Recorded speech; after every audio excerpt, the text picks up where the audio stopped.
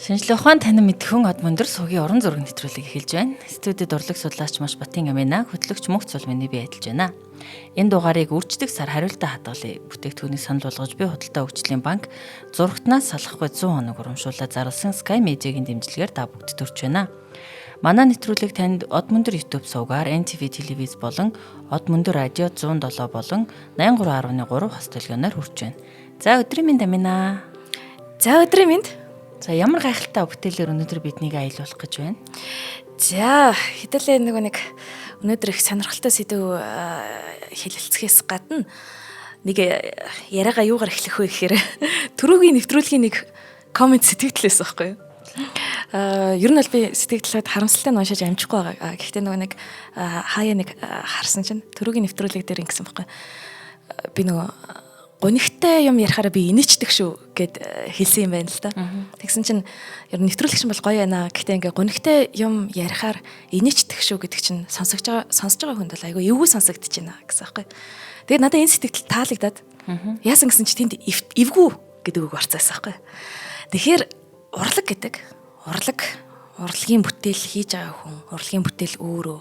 За мөн урлаг судлаач те. Эвтэй ерөөсөө биш аахгүй. Урлагийн бүтээл өөрөө таныг эвтэй байгаа тэр комфорт зон гэж ярьдаг тий. Тухтай нөхцөл байдлаас чинь гаргахын тулд сөрөг сэдвүүдийг хүнддэг. Тэгэхээр өнөөдрийн бидний үзэх уран бүтээлч тий энэ ялангуяа зураг маань бол тийм амар бол биш. Гэхдээ бид нар яах гэж урлагт ингэж сөрөг сэдвүүдийг хүнддэг вэ гэхээр тэр сөрөг сэдвээр дамжуулаад катарсис гэдэг зүйлийг хийх гэдэг байна.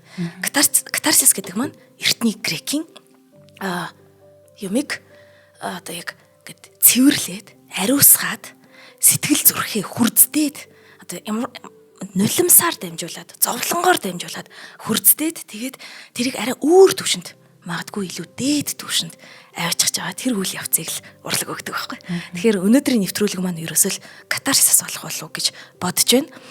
Өнөөдрийн нэвтрүүлгийн маань зураач маань болохоор алдарт одоо бидний маш сайн мэддэг хашгирааны зураач Эдвард Мунк юм байна. За Эдвард Мунк маань болохоор Норвегийн зураач. Тэгээд дээрэс нь экспрессионизм гэд урлагийн бүхэл бүтэн том урсгалыг үндэслэгчдийн нэг. Тэгэхээр ер нь анханасаа ахуулаад ингээд Норвег гэхээр сонирн байгаа байхгүй. Ягаад вэ гэхээр бид нар чинь аливаа нэгэн урлаг те урлагийн урсгал бүр тусдаа үүслээ гээл гэх юм бол бид нар дандаа за Италид үүслээ. Леонардо да Винчи, Микеланжело, Рафаэл мэдээж Итали. Тэгээ Барокко, Рубенс. За тэгээд цаашаага явлаа магадгүй Франц. За Пол Гоген. За тэгээ Голланд орж ирж болох юм те. Ван Гогороо дамжуулаад гэх мэтчлэн. Тэнгүүд Норвег гэхээр бид нар ерөөсөө яг дэлхийн урлагийн түүхэнд за бүр аюу урлаг судлаач маш тийм гүнзгий сонирхогч биш л бол ганцхан Эдвард Мункийг л мэдээд. Тэгээд Эдвард Мункийг ганцхан хашгиран гэж зургаар нь л мэдээд байдаг. Тийм.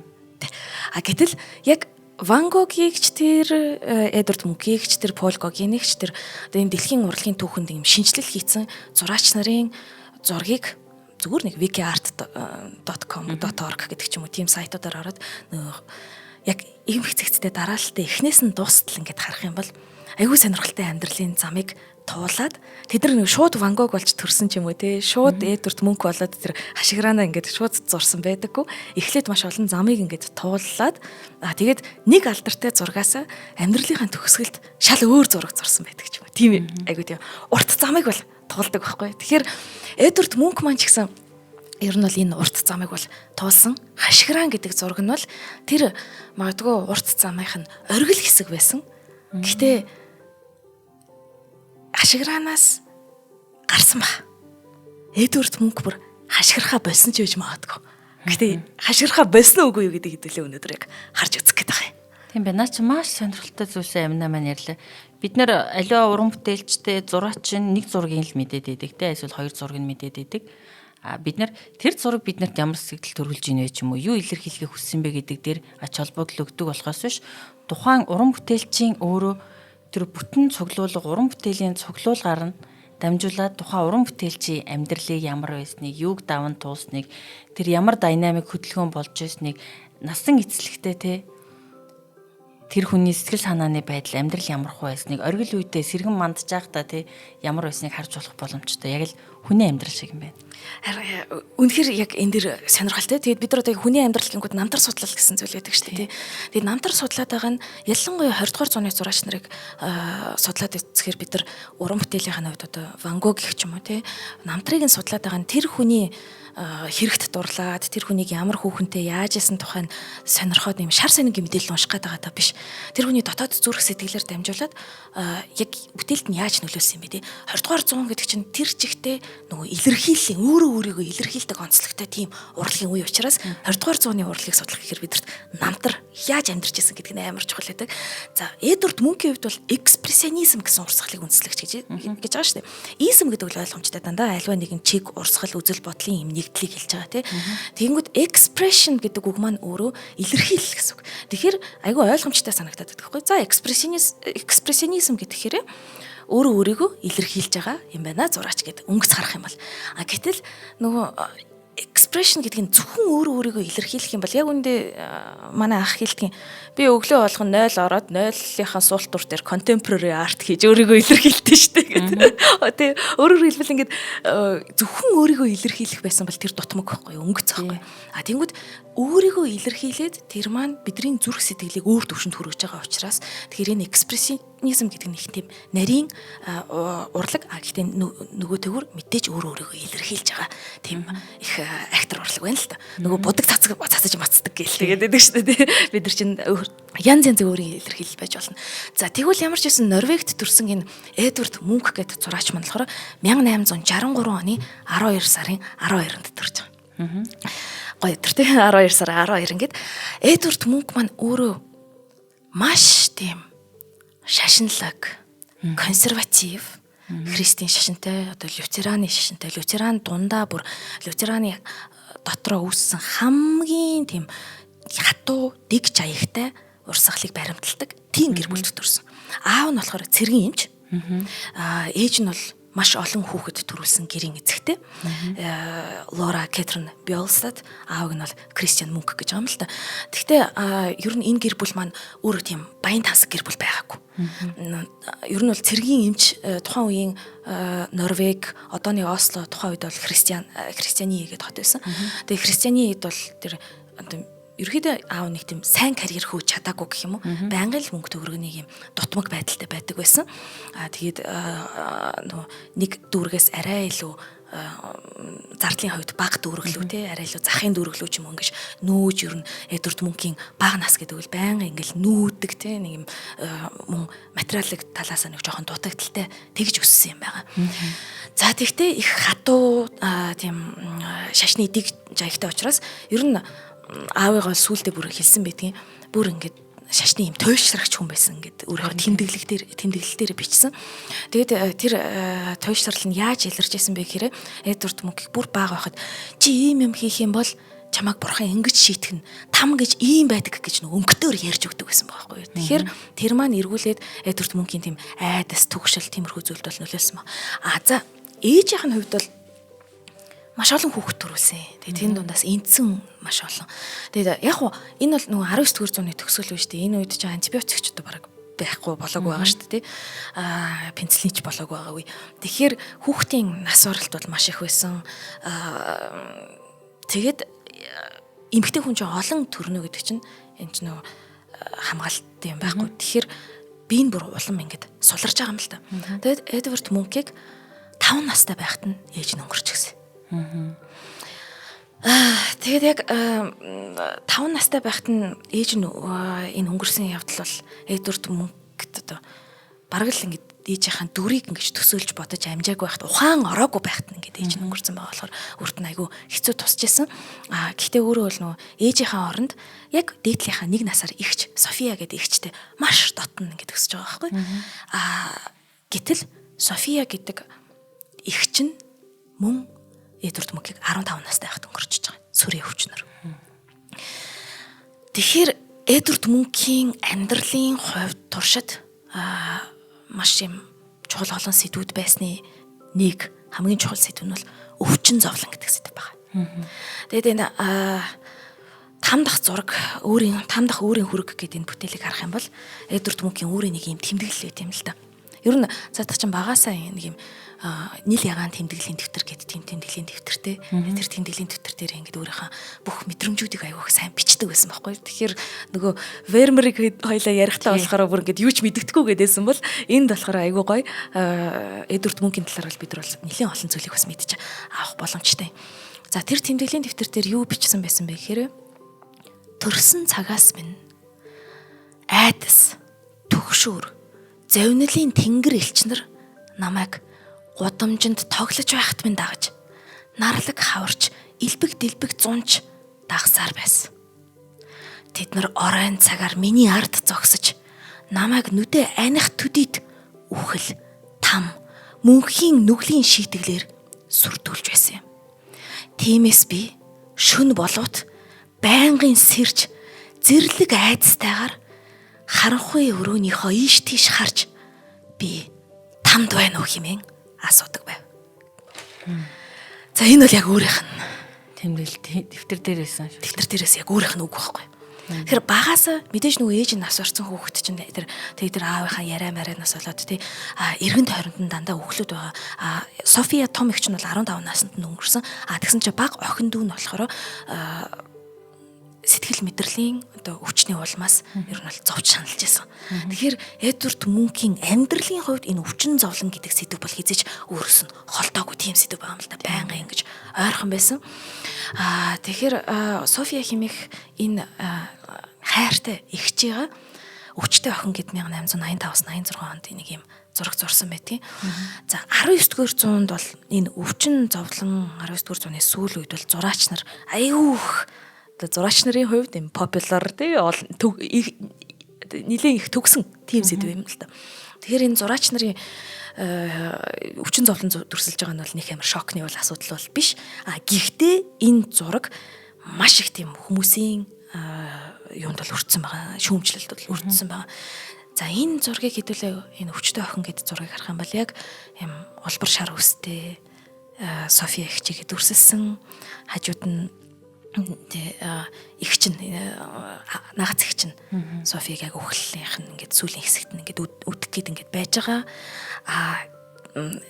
Ерөнхий уур амьсгал бол одоо ингээд нэг юм будг нь урсцсан юм шиг байгаа зү тийм байна. Ногоон за улбар шар улаан өнгөний баг зэргийн юм цогсон тавилтуудыг тавьж өгсөн. Гэхдээ бол ерөнхий будаг бол урссан юм шиг. Энэ бол илүү нэг тийм нулимс тэр чигтээ ингээд зургийг бүрхэд урсж байгаа, бороо урсж байгаа тийм гонигт байдлыг нэмж өгж байгаа. Гэхдээ энэ зурганд болохоор нөгөө София маань өөрөө царайг нь харах юм бол их тийм гэрэлтсэн. Цонхноос ингээд шууд гэрлэн Софиягийн царайн дээр тусж байгаа буюу магадгүй ингээд Эдвард Мунк бурхан лөө тий. София ямар ч буруугүй штэ. Миний ихч ямар ч гим нүгэл хийгээгүй тэр ариухан цагаан тэр энэ үхлийг яагаад хүртэх ёстой гэж байгаа тэр зүрх сэтгэлийнх нь өвчин байсан байж магадгүй. Маш юм хатуу шашинтай гэр бүлд өссөн боловч сүүлд бол одоо Мункийн хувьд ихчээгээ алдсанаас хойш бол яг тэр ингээд шашныхын ихтгэл нь бол нэлээд их гангасан байдаг байхгүй юу. Тэгэхээр энэ бол яг нөгөө юм София ихчийнхаа тэр ариун гэдгийг илүү хэлж байгаа. За яг төрүүлээд хэдүүлээ 15 нас руу орчлоо. 15 наснаас өмнө бол ингээд мэдээж энэ олон хүүхэдтэй айлт чинь ингээд хүчин зовлон их ирээд ахаар энэ бүхнийг хэн одоо авч явах вэ? Ямар ч гэсэн энэ айлт бол энэ хүүхдүүдийг тийшээж өсгөх хүн бол хэрэгтэй. Энэ үед ашиггүй энэ тал дээр бол мөнгө аюу азтай. Яасан гэсэн чинь ашиггүй ээж Лорагийнх нь ихч Кэтрин Бьолстад гэдэг эмэгтэй хүн байсан. Тэгэхээр мөнгө бол наац гэх чинь болж байна. Энэ зураг дээр байгаа эмэгтэй хүн. За энэ Софиягийн хажууд байгаа. Тий, Софигийн хажууд байгаа эмэгтэй байх гэж бодож байгаа. Тэгээд энэ наац Карен юм шүү. Карен Бьолстад наац гэх чинь болохоор айгу мундаг энэ гэр бүлийг авч явсан олон ээжгүй хүнчин хүүхдүүдэд ээж нь болж өсгсөн. Тэгээд нөгөө аав нь бол яг мөнхийг нөгөө зурах авьяастайг мэдж байгаа. Гэхдээ нөгөө эмч хүн шүү дээ. Одоо ер нь л манай эмч хуульч нар чи хүүхдэн зураач боллоо гэх юм бол толгоогоо өрнө шүү дээ. Юун зурах вэ ёо? Юун зураач хүмүүс чи өлсөн шүү дээ гэдэг аав нь нэг таатай хандаагүй. Энэ Карен их чинь өөрөө болохоор зураг зурдаг хүн байсан байхгүй. Сайн дурын зураач. Тэгэнгүүтээ айгүй хөрхөн өөрийнхөө зурсан зургуудыг жуулчдад зардаг. Одоо нэг юм жуулчдад откритик ч юм уу тиймэрхүү юм зураад зарчдаг болохоор зүгээр зургаар мөнгө олж болдгийг штэ гэд мөнхийг дэмжсэн баг. Тэгэхээр мөнхийн яг ихэнх үеийн сонсогчд үзэгчд маань ингээ хараараа ихэнх үеийн зургууд бол айгүй хөрхөн тийм импрессионист нөгөө сэтгэлийн урлаг гэж яриад байгаа юм нарлаг ер нь хүүхдийнхээ бүр архитектурын тийм чимэглэл зураг мураг гэд авьяастай нь бол бүр 12 3 наснд нь бол илэрсэн тийм хүүхд байсан байгаа. Тэгээд ихчийнхэн дэмжлэг болон ер нь мөнхийн гэр бүл өөрөө сэхэтэй айлын. Мөнхийн гэр бүлд 2-2 зураач үеэл ах нь байна. Түүхч байна, багш байна, эмч байна гэд тийм Норвегийн сэхэтэн айл болж байгаа байхгүй.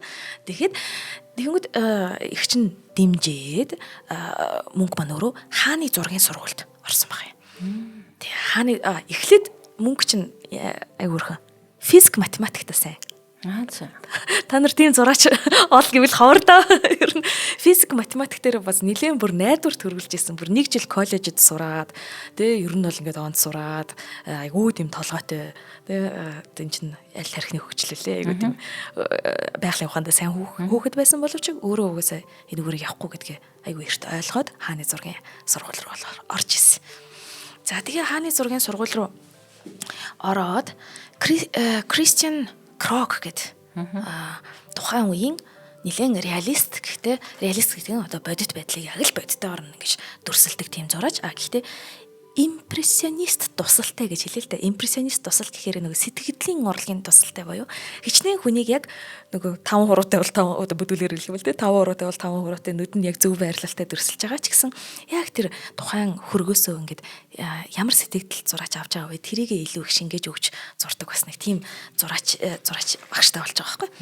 Энэ Кристиан Крок маань болохоор мөнхийг маань яаж байгаа вэ гэхээр Норвегийн Богема ертөнцийн хүрээлэл рүү оруулж байгаа юм. За тэгэхээр зулаа судлаач маань Богема ертөнцийн талаар бас манай үзэгч сонсогчд ямар ертөнц байсан тухай зөв сэтгэлдээ хуваалцах байх гэж найдаж байна. Бохемия бид нар нөгөө Bohemian Rhapsody Queen-ийн дугаар сайн энэ үгийг мэдэх бах те. Яг хоо Бохемия гэдэг нь бол за яг одоогор ингээд Бохемийн ертөнц гэж ярих юм бол энэ бол нөгөө 19 дугаар зууны үед Парис хотод байсан хуучин латин дүүрэг. Тэрийг Бохемия гэж нэрлэдэг байсан. Тэгэхээр ягаад тэнд одоо яг тэр латин дүүрэг төр Бохемд юу болдог байсан бэ гэхээр ер нь бол тийм түрээс багтай. Уушин газрынх нь Шард, Дарс, Виноных нь үн хямдхан. За тэгээд биеийн үнэлэгч нар байдаг. Хөгжимчд байдаг, Ром цыган хөгжимчдтэй байдаг.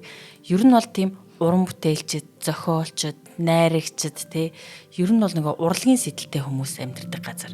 За яагаад тэр хүмүүс бөөнөрөө тэнд байгаад байна гэхээр ер нь Бохемийн гэж юу хэлээд байна гэхээр ер нь бол уг нь бол Чехийн түүхэнтэй баруун хэсэгт хүмүүс байхгүй юу. Тэгэхээр 15 дугаар зуунд Франц руу одоогийн бидний цыгаанууд гэж нэрлэдэг ромачууд Бохемээр дамжиж орсон юм байна л да. Франц руу одоо нүүдэлж орсон. Тэр чинь нүүдэлчин одоо овог аймгийнхан шүү дээ. Франц чинь одоо нүүдэлчин иргэншил байхгүй юу? Цыгаанууд чинь. За тэгэхээр нөө Франц руу орохдоо Бохемээр дамжиж орсон болохоор тэр нүүдэлчдийг Францууд өөртөө Бохемууд гэж нэрлэдэг байж. Ягаад гэвэл Бохемээс ирсэн учраас. За тэгээд нүүдлээ суурьшхан суурьшгаа тэдний амьдралын ив маяг бол ер нь өрмөц шүү дээ. Суурин биш дээ. Одоо иргэншлийн соёлд автдаггүй, нүүдэлсэн, суудалсан, жүжиг ший үзүүлдэг, дуудуулдаг, гараар мэргэлдэг ч юм уу те. Тиймэрхүү амьдралын ив маягтай.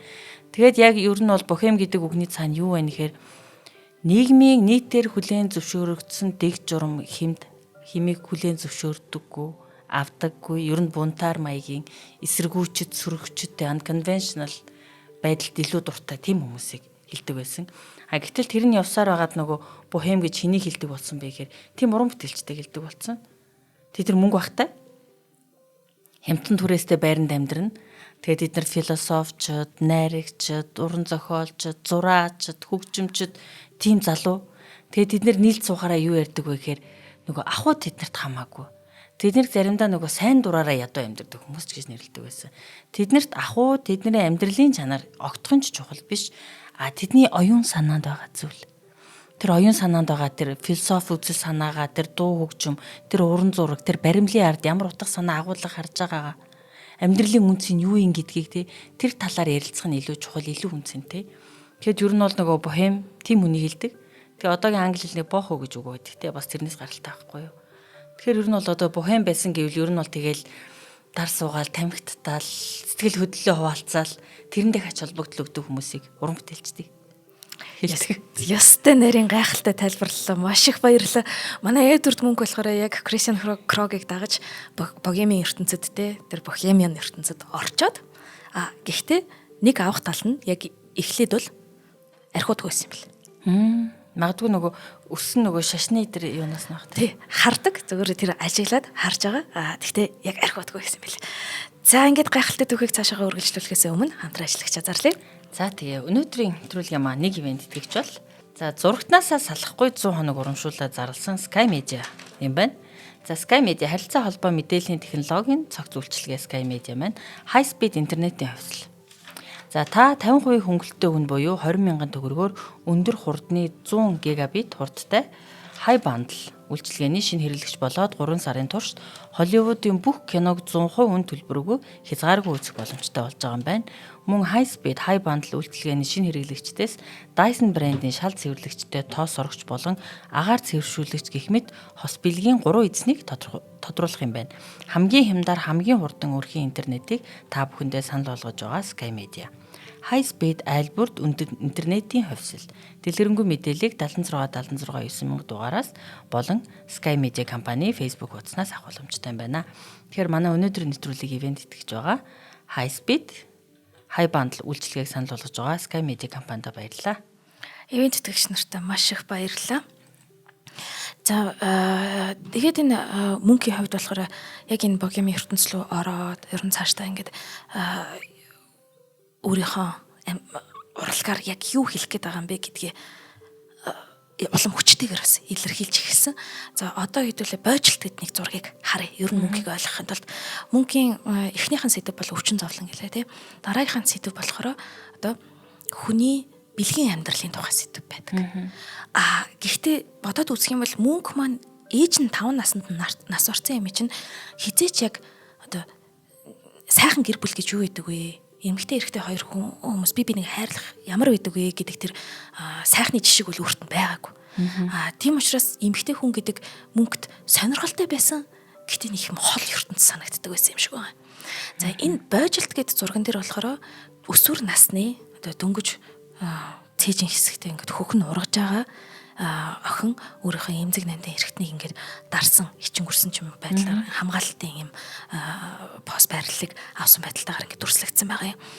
Тэгэд мэдээж нөгөө шүүмжлэгч нар чинь амар шүүмжлэл хүүе энэ ч өстөн нэрээ энэ гар марыг нь хараараа энэ өстө улаан цусыг нь урсгаад хамгийн анхны эмэгтэй хүний одоо нөгөө мөчлөг нь ирж байгаа байдлаар ингээд дүрсэлсэн байж тээ энэ төр гэжсэн. Гүү мөнх маань хизээж одоо яг натуралист буюу юмыг ингэж байгаагаар нь яг тэгж нягтлан зурдаг зураач байгаагүй байхгүй. Мөнх бол илүү символист буюу бэлэгдлийг бэлэгдэлт тийм зураач байсан. Бэлэг тэмдгээр зурдаг.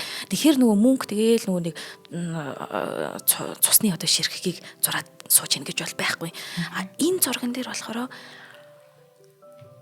нэг охин сууж ийн. Тийм бай. Дөнгөж өсөж том болж яваа охин түүний арталт болохоор аимшигтэй нэг юм хар нөгөө нэг мөнхийн өөрийнх нь яриад идэг юм шиг тийм хар тэнгэрийн элч гэдэг шиг юм нэм сүүдэр байгаад байгаа юм. Тэгэхээр энийг яагаад бойжилт гэхээр ер нь мөнхийн эргэн тойронд байсан утга зохиол яруу найргийнхан ч гэсэн ингэж тайлбарлаж байсан л да. Энэ охины харц те энэ охины харц дотор маш олон зүйлийг уншиж болно. Айдсыг уншиж болно те. Тэгэнгүүт за яасан ч яах вэ гэсэн нэг тийм шийдэмгий байдлыг ч уншиж болохоор юм шиг ингээд өөрөөр хэлбэл энэ жоохон хүүхэд том болж байгаа. Энэ аимшигын харгас ертөнцлөө бид нар ингээд орж ирж байгаа. Тэгэд эмэгтэй хүн байхгүй тий. За үүнээс гадна энэ бойжилтаас гадна эмэгтэй хүний 3 нас гэд ер нь мөнхийн зураг бол байдаг. Тэгээ эмэгтэй хүний 3 нас гэд энэ зургийг харах юм бол зургийн зүүн талд цагаан хувцастай яг энэ артлынхаа байгалийн фонтой баг нийлж ууссан юм шиг. За хэдүүлээ яг энэ эмэгтэй хүний 3 нас гэдэг дээр нэг юм цээжлээд авъя. Мөнх за нэг юм байгаль дээр тэ зүүн талдаа ингээд нэг юм голтой голын эрэхтэй тэгээд нэг юм баруун талдаа нэг моднууд байх шиг байна тий. За ингээд тэр голын эрэгийг зурсан энэ зураасуудыг нь хараад байгаа.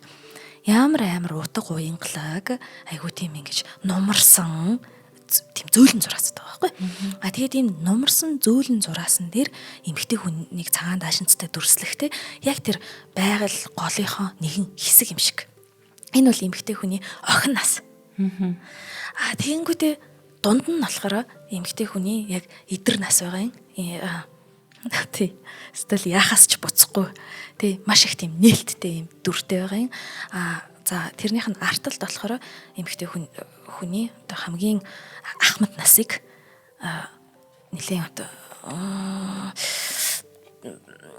энд бол бүх зүйл нь ингэж арилан алах болж байгаа. Тий. Ийм нэлээд гундсан байдалтайгаар ингэж дүрслээд яг мотор зааглаад өөрийнхөө үргийг зурсан байгаа. Энд ингээд мотор ингээд заагаснаа өөрийгөө ингээд зургийн хамгийн захад баруун талд зурж байгаа. Энэ ерөөсөө мөнгөгийн эмэгтэй хүнд хандж байгаа хандлага, эмэгтэй хүнийг үзэж байгаа үзэл, эмэгтэй хүнээс айдас юм. Мөнгө насаараа ер нь эмэгтэй хүнээс айж явсан. Харин тийм санагдлаа. Яг тэ. Бүр энэ болохоор бас учиртай. Мөнгө маань болохоор нөгөө анх бол ингээд ингэсэн юм аа. Одоо нүг хааны зургийн сургууль сурж байгаа шүү дээ. Сайн сурж байгаа үнээр гоё, сайн сурж байгаа. Тэнгүүд тэтгэлэг олгочихж байгаа. Тэгээд 1883 онд Парис руу ингээд тэтгэлгээр явуулчихж байгаа байхгүй. За Парист очно гэдэг бол ер нь бол ингэдэг шүү дээ. Пикассогч тэр, Ван Гогигч тэр, Гогенигч тэр бүгд Парис л зураач болгосон гэдэг байхгүй.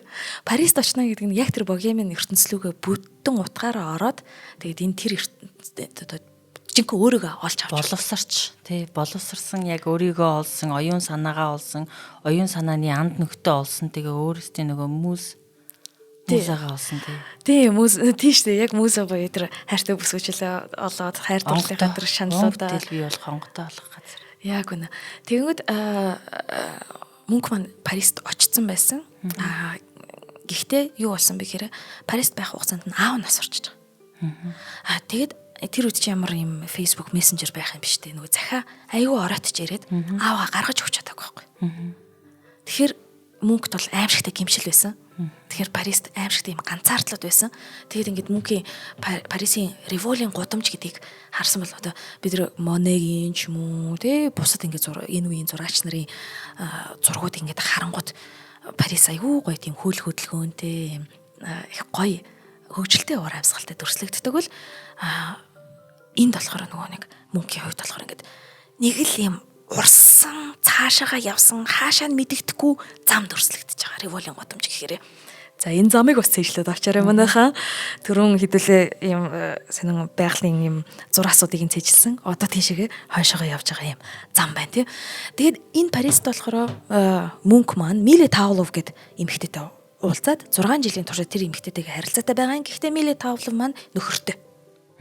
Тэгээд нөгөө мөнгө чинь гэр бүл ямар байх хэвээр гэр бүл ямар үнд зүйл гэдгийг мэдэхгүй юм чинь нөхөртэй эмэгтэйтэй хамт байгаа юм. Тэгээд маш их зовж байгаа. Тэр энэ бол үнэхээр хэцүү харилцаа. Тэгтээ аавыгаа нас орсноос хойш бол яг мөнгө маань нэлээд их илүү одоо дотгошоо болоод илүү их ингээд энэ богемын ертөнцөөс холтгож оролцсон ч гэсэн Миле Тавловын дараа энэ богемын ертөнцид болохоор Дагни Юл гэдэг эмэгтэй байсан. Энэ эмэгтэйд мөнгө дурлцж байгаа маа. Гэтэ энэ маань бидний мэддэг нөгөө дурлалын гоё дурлал биш. Дагни Юл маань болохоор бас нөхөртэй Польшууд. Энэ Дагни Юл болохоор өөрөө бас тийм юм бичдэг тэр богемын ертөнцийн сэтгэгчтэй тийм бүтээлч бүсгүй. Гэхдээ Дагни Юл үзэсгэлэнтэй болохоор тухайн үеийнхэн эргэн тойронд байх бүх эрчүүдийгээ одоо өөртөө дурлуулсан тэр эрчүүдийг хэрхэн яаж ашиглахаа мэддэг. Энэ Дагни Юлийн бүр үхлэн хүртэл сонирхолтой гүржид нөгөө нэг гранд отель гэдэг шүү дээ. Гүржид өөрийнхөө хүүтэйгээ цуг нууц амрагтайгаа явж байгаад амраг залуутайгаа явж байгаад амраг залуу нь өөрийнх нь хүүгийнх нь нүдэн дээр өөрийг нь буудаж алж одоо тэгж нас орсон эмэгтэй байхгүй. Ер нь бол тийм хизэж тайван амьдраагүй л эмэгтэй хүн гэсэн. Амар драматик адал явдалтай амьдсан үг. Яг тэр нөгөө бид нэр Климтийн бүтээл тэр ярьж байсан шүү дээ тийм нөгөө ийм хар мууса гэж байсан тий. Ерөөсөө ингээд ирчүүдийг өөрийнхөө эрх мэдлэлээр одоо тэр эмгтэй гогны гоо сайхнаараа татдаг мөртлөө тэгэж эрх мэдэл дотроо байлгадаг. Тэгээд энэ дагны юултай болохоор мөнгө маань харилцаанд ороод их зовсон байгаамаа. Мөнгө бүр ингээд зугтаад нэг хотоос нөгөөрөө явчихдаг. Парисаас зугтаал Берлин ороод Берлинээсээ зугтаал ингээл яваал. Тэгтээ мөнгө маань болохоор дагны ил рүү захиа очиж байгаа. За тэгээ ингээд ер нь ингээд энэ эмгтэйгээс нэлийн их тийм цогтож явж Ер нь бол маш токсик харилцан хамааралтай харилцаа байсан юм шиг харагдаж байна л да. Яг. Тэгээд тэгэнгүүт энэ дагны юулийнхан одоо ийм царай төрхөөр бас ийм бүтээлүүдийг бүтээжсэн. Гэтэ дагны юулээс илүү Матильда Туло Ларсен гэдэг нэг бүр өөр эмэгтэй гарч ирж байгаа юм. Ер нь мөнгө маань ер нь хэдүүлээ хараад ах юм бол анханасаа ахуулаад ер нь ерөөсөө өөрийнх нь хайр дурлалын амьдрал тийм тайван байгаагүй. Энэ Матильда яаж ич тэр нэг юм эмэгтэйгээсээ ингээд салал дараа нь тэгэнгүүт Матильда тулуулаарсантайгаа ууч арчиж байгаа. Тэгээд Матильдагийнхаа дүрээр Мадонна гэдэг нэг зураг бүтээсэн байгаа юм л да. Тэгтээ энэ Мадонна гэдэг нэр нь болохоор сүүлд дараагийн одоо зурагч нарын дараагийн урлаг судлаач нарын өгсөн нэр. Энэ Мадонна зургийг харах юм бол бидний нөгөө хашгиран гэдэг зургийн өнгөнөө дэлхийд энэ дээр харагдаж байгаа ах. Нэг тийм энд болохоор Мадонна гэдэг нэр чинь өөрөө гигийн ихийг нэрийдэж байгаа Итали хэлний үг те. Гэтэл мөнгө энэ дэр нэг бурхны эсрэг яваад ч юм уу заавал гигийн ихийг ингэж нүцгэн дүрсэлж байгаа хэрэг огт биш. Гэхдээ тэр нэг юм эмгтэй хүн таашаал эдэлснийхаа дараа магадгүй яг энэ мөчтөө эрэгтэй хүнээс авах бүх зүйлээ авчихсан. Эрэгтэй хүнийг хаяхад бэлэн, бие даасан, өөртөө бие даацсан, өөр хинээч тусламж байхгүйгээр нэг тийм бардам мөртлөө өөр ертөнцийн экстазд орж байгаа. Тийм эмэгтэйгэр төрсөн баг л та. Тэгэхээр мөн Матильдагийнхаа дараа болохоор энэ харилцан хамааралтай хэцүү харилцааны дараа Маратын үхэл гэдэг нэг зураг зурсан байдгийн.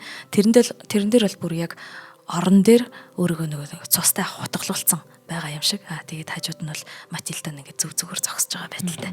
Ингэж бол зурсан байдаг. Тэгээ ер нь мөнхийн эмэгтэйчүүдийг хараад байхаар дараа нь уг нь ингээд Эва Мудочи гэдэг ч юм уу гоё эмэгтэй хүнтэй учирч байгаа юм л та. Их үсгэлэнтэй бүсгүйтэй. Нэрээ Эдвард Мунк маань уран зургаас илүү зураасан зураач байсан юм шүү. Бид нар нөгөө уран зургаар нь мэдээд байгаа бол чиг Эдвард Мунк яг нөгөө нэг уран зураг нь өөрийнх нь зураасан зураг бэлтгэл нь байсан байхгүй юу? Тэгээд энэ Эва Мудочи гэдэг эмэгтэй зургийг харах юм бол зураасан зураг дээр ямар гайхалтай тэгэж энэ зураасуудын тоглолтыг хийдгийг бол харж болох бах. Тэгэнгүүт Эва Мудочи болохоор амар гоё мөнхийг сонсдог, тийм үзэсгэлэнтэй, одоо эмэгтэй хүний тэр хөнгөн гоё тий аз жаргалтай байдлыг мөнгөд өгч чадхаар болсон байсан боловч аль хэдийн олон ийм харилцан хамааралтай хэцүү харилцаанд орцсон байсан мөнх маань Эва Мудочиг гоё эмэгтэй гэж харж чадаагүй. Яа энэ болохоор бүтээлэр нь батлагдтiin. Эва Мудочиг нөгөө өөрийнх нь толгойг барьсан байгаагаар буюу Библиэд нөгөө Саломе гэдэг эмэгтэй гигантын Яан баптизм хүртээгчийн толгойг ингэж тавган дээр авъя гэж хүсэлт гаргаад тэгэж тавган дээр ингэж цаасалж толгойг нь авч исэн тийм хорон санаатай эмэгтэй дүрээд өгөхгүй. Тэр эмэгтэй дүрээр эрэгтэй хүний толгойг барьсан байгаа эмэгтэй хүн болгож дүрсэлсэн байгаа жишээ. Ингээр нөгөө нэг юм. За энэ дээр мөн тий вампир буюу цус сурагч гэдэг зургаас нь бол тэр харилцан хамааралтай харилцаанаас ямар аимшигт нэг үдлээ айж исэн мөртлөө гарч чадахгүй байсан тухай нь бол харагддгийн. За ингээд хамтран ажиллагч дуртай. Дуртай гинэ хамтран ажиллагч талархыг баярлаа. Зарлаа. За өнөөдрийн хоёр дахь хамтран ажиллагч маань үрждэг сар хариултаа хадгалах бүтээгдэхүүнийг санал болгож байгаа Худалдаа хөгжлийн банк юм байна. За Худалдаа хөгжлийн банк нь 2025 оны 3 сарын 12-ноос 4 сарын 12-ны хооронд хариултаа хадгалах үйлчилгээгээр олсон 25 мянган төгрөгийг 2 дахин үржүүлээд 50 мянган төгрөг болгон урамшуулж байгаа юм байна. За та бүхэн энэхүү хөтөлбөрт хэрхэн хамрагдах вэ гэхээр хэрвээ та Худалдаа хөгжлийн банкны харилцагч биш бол дэлгэцэн дээр гарч байгаа QR кодыг уншуулад TDB онлайн аппликейшнийг утсан дээрээ татна. За та аппликейшнээ ашиглаад нэгдүгээр өөртөө харилцах данс үүсгэх ёстой. Мөн 6-аас 6 болон түүнээс дээш сарын хугацаатай хадгаламжийн данс үүсгээд харилцах дансан дээр та Худалдаа хөгжлийн банкны Bрита болон Мастер виртуал картуудыг татах юм байна. За ингээд та карта харилцах данстай холбоод картаараа гүйлгээ худалдаа авалт хийхэд та хариултаа хадгалах үйлчилгээндээ бас бүртгүүлэх ёстой. Тэгэхээр та 1000 төгрөг, 2000, 3000, 4000, 5000 төгрөгөөр бүгэлжлээд та чинь 5500 төгрөгөөр тал худалдан авлаа гэж бодъё л доо тий. Тэгвэл та хэрвээ 1000 төгрөгөөр бүгэлжилсэн бол таны картнаас 6000 төгрөг харилцах данснаас чинь татагдана. Харин та 5500 төгрөг нь таны худалдаа авж байгаа байгууллагт очиод 500 төгрөг нь таны хадгаламжийн данс руу орох юм байна. Иймэрхүү байдлаар та цуглуулсан 25 мянган төгрөгийг 2 дахин үржүүлээд 50 мянган төгрөг болгоо гэж байгаа юм байна. За хэрвээ та Худалдаа хөгжлийн банкны үйлчилгээнд одоо шинээр Худалдаа хөгжлийн банкны хэрэглэгч байгаад энэ үйлчилгээнд хариултаа хадгалах үйлчилгээнд шинээр бүртгүүлэх бол мөн өөрийнхөө ашигладаг харилцах дансан дээрээ Худалдаа хөгжлийн банкныхаа Bрита, Visa, Master картуудыг холбох ёстой. Тэр мастер картууд нь виртуал карт гэж болно, бит карт гэж болно. Тэгээд хамаг хариултаа хадгалах үйлчилгээндээ өөрийгөө бүртгүүлээд харилцах дансаа 6 болон түүнээс дээш сарын хугацаатай хадгаламжийн дансандаа бүртгүүлээд тэгээд хариултаа цуглуулад байх нь байна. За хэрвээ та энэ үйлчилгээг ашигладаг бол та шинээр хадгаламжийн данс үүсгээд харилцах дансаа карта шинэ хадгаламжийн дансатайгаа холбоцоход таны хариултаа хадгалах үйлчилгээс хоригдлуулсан 25 мянган төгрөг нь дүүн 25 мянган төгрөг болчвол тэрийг нь 50 мянган төгрөг болгож таны дансанд оруулах юм байна.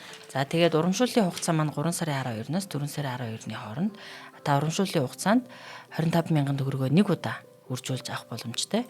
За тэгээд хизээ таны дансанд орох вэ гэхээр 7 хоног бүрийн даваа гарыг чалгуур хангасан харилцагчийн хадгаламжийн данс руу орох юм байна. Та тэгээд Худалдаа хөгжлийн банкны TDB онлайн аппликейшнийг татаад харилцагч болгон бүртгүүлж болох нь байна. Хэрвээ та харилцагч бол дансуудаа хоорондоо холбож болох юм байна. Хариултаа хадгалах үйлчилгээнд бас холбож болно. Мөн дурын Худалдаа хөгжлийн банкны салбарт очиод үйлчилгээг нийлэх боломжтой байна. Маш их баярлалаа. За тэгэхээр ер нь гайхаж байгаа. Яагаад ингэж за ойлгомжтой харилцан хамааралтай харилцаатай байсан юм байгаа. За окей. Ээж нь нас орчиж байхад нь тийм эгч нь хайртай эгч нь нас орчиж ингэ зовлон тулсан хүн юм байна. Гэхдээ нэг гэгээлэг юм зурж болтгүй юм уу? Гэтэл мөнгө өөрөө энэ дээрээ маш гой тайлбар өгсөн байгаа юм л та. Өөрөө хэлсэн байна. Би амьсгалж буй, мэдэрч буй, хайрлаж буй, шаналж буй хүмүүсийг зурх болно. Хүмүүс үүний гэдэг нь бүтээлийн ариун гэгээн чанарыг мэдэрч уусч сүмд малгайгаа хүндтгэн авдаг шигэ уран зургийн өмнө малгайгаа авах хэрэгтэй гэж байгаа. Энэ чинь энэ цус орогч гэдэг зурган дээр бол тэр харилцан хамааралтай харилцааны би биенээс гээд тавьж чадахгүй байгаа юм харилцаа болохоор энэ эмгтээ ер нь бол тийм цус сорж байгаа гэдэг бид нар цус харахгүй байгаа ч гэсэн энэ эмгтэн үссэн 8 альчны хөл шиг тухайн эрэгтэй биеийг бүтнээр нь ингэж барьж авч өөрөөсөө холдуулахгүй байгаа тий. За үүн дээр мөн бас хамгийн сүүлчийн үнсэлт гэдэг зургийг Климтийн үнсэлт магадгүй төгшөөртэй ч юм уу тэр эмэгтэй хадаа авцлаас унах гэж байгаа юм шиг харагдсан байж магадгүй. Энэ дээр болохоор яг түрд мөнхийн зурсан юм үнсэлт гэдэг зураг байгаа. Тас харахгүй өрөөнд би бинийгээ тэрээд үнсэлцэж байгаа хосууд. Тэгээд энэ хоёрын ямар нэгэн нүд ч юм уу үнсэлж байгаа уруул ч юм уу ямар ч идэрэхтнэд төрслөгдөөгүй. Өөрөөр хэлбэл хоёр биеийн рүү уусаад орчихсан байна. Цонхоор өчүүхэн тэр нэг хэсгээр нь гадаах ертөнц магадгүй алхаж байгаа хүн тэр гудамж талбай гэрэл орж ирж байгаа. Гэхдээ орж ирсэн гэрэл энд юус харагдахгүй байхгүй энэ өрөө. Энэ өрөө хав харах байгаа. Тэгэхээр энийг манай нэг сонсогч маань бичсэн байсан. Клиентийн үнэлтийг бодвол энэ арай тухтай байна штэ гэд. Харин тийм ээ, харилцан хамааралтай бие бинийгээ тавьж явуулж чаддгүй мөртлөө нүдчин хүртэл байхгүй болох ингээд тий чи өөрийнхөө царайг чи өөрийнхөө мөн чанарыг мэдэрч чадахгүй болтлоо бие биендээ татагдаад нэг хүн болоод тэгээд ингээд өөрийнхөө мөн чанарыг алддаг тэр токсик харилцаа гэдэг чинь тухтай байхгүй тий бодит тэр тухтай энэ хоёр тэрвэрлэхдээ аимшигтай тухтай тэрвэрлэж байгаа байхгүй энэ харилцаанаас салах амар хэцүү байхгүй тэгтээ эцсийн дүндээ яах вэ гэхээр зүгээр л чиний ертөнц байхгүй л болж байгаа байхгүй тэгээд яг энийг бол Эдвард Мунк бүр аимшигтай ингээд нарийн мэдэрч үнэхээр яг амьсгалж байгаа юм амьд бодит мэдрэмжүүдийг зурсан. Тэгэхээр экспрессионизм гэдэг маань яг тэр амьд бодит мэдрэмжүүд байгаа юм байна. Зөвхөн дүрслэлтэй биеийг бодитоор өгөхөөс илүүтэйгээр Мункийн зургуудыг хараадсан чинь амнаагийнхаа тайлбарсны дараа сонсон чинь сэтгэл хөдлөл тэр хүний сэтгэл зүйнтэй нөхцөл байдал төлөв энэ бүгдийг тэгээд маш сонирхолтой нь өөрийнх нь сэтгэл зүйн онцлог нь өөрөө маш өвөрмөц хүн байна шүү дээ тий. Маш олон үзэсгэлэнтэй сайхан бүсгүүд дурлсан боловч өөрөө төрсэн ахуй орчноосоо болоод харилцан хамааралтай харилцаанд ордог гарах гэж оролдож исэн. Гэтэл энэ зурган дээр бол харилцан хамааралтай харилцаа гэдэг чинь буруу гэсэн үг биш байхгүй юу? Энэ чинь түгээмэл байдаг зүйл. Инээс буруу гэдгийг мэдсээр байжж гарахыг хичээх оролдлого хүнд байгаа боловч гарчвал өөрийнхөө магадгүй бас өөрийнхөө мөн чанарыг алдах, өөрийгөө алдах. Өөрөө үгийн тэр нь тухтай санагдаг, тэр нь тасчихсан. Тэгээ энэ тэрвэрлэлтэй алдах гэдэг байна. Тэрнгүүгээр амьдрч чадахгүй болсон. Аимшигтай. За ингэж хэдүүлээ хашгираан л уурлам ойртож байна. Хашгираанаас өмнө бол ер нь ийм Эдвард Мункийн бас нэгэн чухал сэдвүүдийн нэг болох тэр төгшүүр тий төгшүүрийн хар тэнгэрийн элч гэсэн нэг юм төгшүүр гэсэн нэртэй зураг байна л та. Энэ төгшүүр гэдэг зурган дээр бол бидний сайн мэдэх хашгираан зурган дээр гардаг тод, улаан, шаргал, тэнгэр за тэгээд ийм нэлийн номролцсон байдалтай одоо энийг вибрацтай гэж ярьдیں۔ Тий хөгжмөр ярих юм бол нэг юм нэлийн их чичиргээ өгсөн ийм байгаль ч юм уу тийм хот ч юм уу харагдаад наан нь гүүрэн дээр ч юм уу нэг юм явж байгаа хүмүүс энэ хүмүүс болохоор баг төдий энэ хүмүүс аль хэдийн мөн чанараа алдчихсан. Тэгээ энэ хүмүүст өөрийн гэсэн ертөнц гэж байхгүй. Энэ хүмүүс зүгээр л энэ хөрөнгөний нийгэмд энэ цаг хугацаанд хаашаа гүгээд яраад байгаагаа мэдхгүй энэ ертөнцийн урсгал дотор ингээд ороод хаашаа явж байгаагаа ч мэдхгүй аимшигтай хөдөлж байгаа юм хүмүүс байна. За тэгээд энэ эцэстээ болохоор энэ нөгөө амьдралын фриз буюу фриз гэдэг чинь өөрөө архитектураар ярих юм бол яг нэг баримлалуудыг нь тогтоодог юм дээврийн доотлын дөрвөлжин тэгш өнцөг хэсгийг хэлдэг юм л да. Тэнгүүд яг нөгөө амьдралын фриз гэдэг юм цуврал зураг бүтээлүүдийг бол Эдвард Мунк маань хийжсэн. Эдвард Мунк маань Парисаас гадна цаашаа Берлин явсан байгаа. Берлинд бол нэлээд хүлээн зөвшөөрөгдсөн байгаа. Яг тэр берлинчүүд болохоор Скандинав, викингүүд гэж ингээл амарлаг хүлээж авал тэгсэн чинь Эдвард Мунк тэдэрт амар сонирхолтой санагдал нэг Норвег хүнгингүүд. Тэгээд тэр үедээ болохоор Берлинд болохоор тэр амьдралын фриз гэдэг үзэсгэлэн гаргасан байхгүй. Тэр үзэсгэлэнгийнх нь нэг хэсэг нь болохоор саяны төгшүүр, одоо мөн хашгиран гэдэг энэ зургууд маань орж байгаа юм. Тэгэхээр энэ зурган дээр бол мэдээж тэр мэдрэмжийг хэлж байгаа. Тэгээд Эдвард Мунк маань өөрөө ингэсэн маа. Нэгэн ороо би замаар алхаж байв. Нэг талаас миний дор хот, нөгөө талаас хадан хавцалтай нарийн мөрөн байв. Би ядарч өвдсөн байсан ба мөрөн усыг харж зогслоо. Нар жарган үүс цуссан улаан өнгөөр будагдав. Надад байгаль дэлхийг хашгираан сүлбэн буй мэдрэмж төрж хашгираан сонсогдох шиг болов. Тэгээд би энэ зургийг энэ цусан үйлсийг зурсан юм. Өнгө хашгирч байв. Тэгэхээр энэ хашгиран гэд зургийн одоо гол онцлогийг хэдүүлээ ер нь бусад зургаттай харьцуулаад үзэх юм бол энэ хашгиран гэдэг зураг руу яваад байсан байгаа. Төрөө нөгөө цээжлэлээрээ гэдсэн зүйл маань энэ тэр нэг улаан юм хурц тод хашгирж байгаа өнгө байна. Энэ вибрац чичиргээнүүд байна. Гэхдээ Эдвард Мункийн тэр утга уянгалаг тэр нэг юм зөөлөн юм зураасууд орж ирж байгаа юм. Энэ хашгираныг болохоор яг тухайн үедээ үзэсгэлэн гарсан байсан нэг юм зандашуулсан шарилаас харсан гэж хэлдэг. Гэхдээ бол энд нөгөө нэг хүн гэхээсээ илүү ямар нэгэн хүний дүр гэхээсээ илүү бидний дотор байгаа тэр сүнсний мөн чанар бид нар ямар болцсон юм бэ хүний мөн чанарыг илүү дүрслээд ерөөсөө тэр энэ 20 дугаар зуун гэдэг чинь маш олон гамшигыг авчирсан дэлхийн дайнуудыг авчирсан зуун тий тэр дайнуудыг ч зөгөнчж байгаа хүн төрлөختний ёс суртахуун хаашаа буусныг ч зөгөнчж байгаа юм гэхдээ нөгөө бодлын энэ зургийн анхных нэр нь байгалийн хашгиран баггүй тэгэхээр энэ байгаль гэдэг чинь өөрөө яг нөгөө бидний тэр мөн чанарыг л хэлээд байгаа юм л да тэгэхээр яг нэг нь мөн чанарын маань дотоод хашгиран яг энэ хашгиран гэдэг зурган дээр гэхдээ хэдүүлэнгийнх нь анзаардгүй нэг юм байт юм билээ. Энэ томор нь хэдүүлээ яг хашгираана хараад үзэх юм бол баруун талынх нь бас нэг юм улбар шар зураас байгаа. Тийм байна. Яг ингэж тагалцсан юм шиг. Тэгэхээр гүүр нь бол нөгөө револигийн гудамж шиг ингэ цаашаа явчих чинь тий. Хаашаа ч юм явж байгаа. Хэрвээ энэ хүн байсан бол тэр цаана явж байгаа алхаж байгаа хүмүүс ямар нэгэн байдлаар энийг чинь анзаарнаа да тий энэ хүн хашгираад байх энэ хүн амиа орлох гэж байна яах гэж нэг үгүй байхгүй. Хаашаа ч юм мэдэгдэхгүй тэр зам харгуун ойлгомжгүй ертөнц рүү яваад өгч байгаа. А яг хажуу талд нь энэ гүүрийг ингээд болон тэнгэрийг бүх юмыг энэ зургийг тэр чигт нь зогсооцсон хязгаарлагдмал ийм зураас байгаа. Тэгэхээр одоо нөгөө наашаага ингээд хашгирыг гингүүд ингээд хязгаарлаад хорцсон байгаа. А цаашаа явъя гэхээр тийшээгээ үл мэдэгдэх ертөнц байгаа.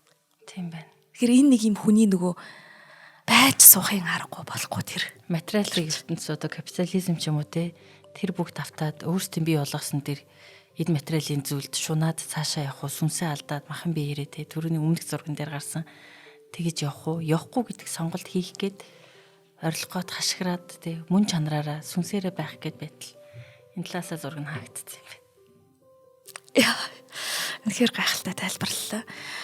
Тэгэхээр Эдвард Мункийн дараагийнх нь уран бүтээлүүдийг харах юм бол магадгүй энэ хашгираанаараа жинхнээсээ яг тэр катарсис гэдэг зүйлээ хэлээд бүр Матис хэмэх зураачийн нөгөө нэг маш гоё гэгээлэг хөгжилтэй тийм өнгөнүүдтэй болж хувирсан байгаа. Та бүхэн маань үзээрэй. Тэгэхээр Эдвард Мунк маань бол зөвхөн энэ хашгиран зөвхөн зовлон гоник юм биш. Мөн тэр зовлон гонига хүлээн зөвшөөрөөд тэрнтэйгээ одоо ажиллаад хэрхэн яаж өөр төвшөнд хүрэх вэ гэдгийг бид нарт ойлгуулсан учраас одоо хүртэл бидний iPhone-ы тэ эможи маань хүртэл ийм хашгирааны зурагтай болоод тэгж бид нарт хүрээд байгаа учиртай. Баярлалаа минь. Гайхалтай дугаар байлаа. Маш гайхалтай.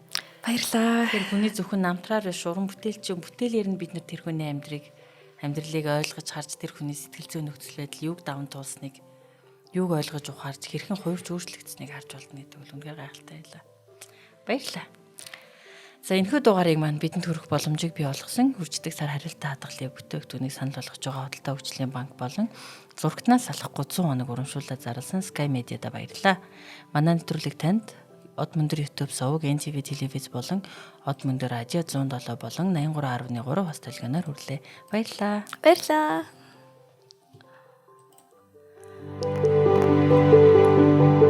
Нэвтрүүлгийг хүлээн авсан Нарны аймгийн монголчуудаа баярлалаа. Од Мөндөр сувг энэ мэтлэн танин мэдхүн 1000 хөтөлбөрийг 2025 оны 7 сарын 1 хүртэл та бүхэнд хүргэх юм. Их хэлээрээ шинжлэх ухаан танин мэдхүг түгээхийн үйлсэд та нэгтгэх хүсвэл бидэнд танд өгөх боломжтой. Нэг нэвтрүүлгийг 100 төгрөгөөр буюу 1000 нэвтрүүлгийг 100,000 төгрөгөөр үнэлээд та биднийг дэмжээрэй. Жилдээ ганцхан удаа 100,000 төгрөгөөр дэмжснээр шинжлэх ухаан танин мэдхүг түгээх энэ үйл хэрэг таны оролцоотойгоор амжилттай үргэлжлэх юм а. Зандан хүү миний нэр дээрх голомт банкны данс байгаа. 30 15 15 942 30 15 15 942. Та 100,000 төгрөгөөр шилжүүлэхдээ гүйлгээний утга дээр нь өөрийн нэр болон утасны дугаараа заавал бичээрэй. 100,000 төгрөг хандвалснаар Од Мөндөр сувгийн алтан гишүүн болох юм. Шинжлэх ухаан танин мэдхгүй Монголд ялах болтугай.